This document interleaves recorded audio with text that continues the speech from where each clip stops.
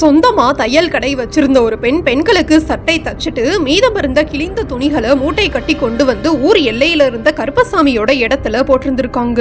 இந்த விஷயத்த தொடர்ந்து கவனிச்ச ஒரு தாத்தா அந்த பெண்கிட்ட கிழிந்த துணிய இங்க வந்து போடாதீங்க, திருவிழா சமயத்துல கருப்பசாமி சிலை செஞ்சு கொண்டு வந்து இங்கதான் வைப்பாங்கன்னு உங்களுக்கு தெரியாதான்னு கேட்டு திட்டிருக்காங்க. உடனே ஆக்ரோஷமான அந்த பெண், அப்படிதான் போடுவேன், சாமி இந்த இடத்துல இருந்தா என்ன அழிக்கட்டும்னு சொல்லிட்டு கிழிந்த துணி மூட்டைகளை தினமும் கொண்டு வந்து போடுறத வழக்கமா பின்பற்றி இருக்காங்க.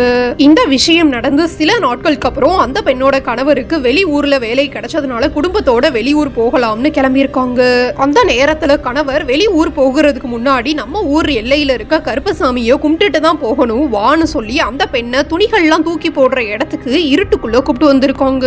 அந்த நேரத்துல வெளிச்சம் தெரியாம அந்த பெண் பாம்பை மிதிச்சிருக்காங்க. அடுத்த நொடியே ஆக்ரோஷமான பாம்பு படம் எடுத்து நின்றுருக்கு.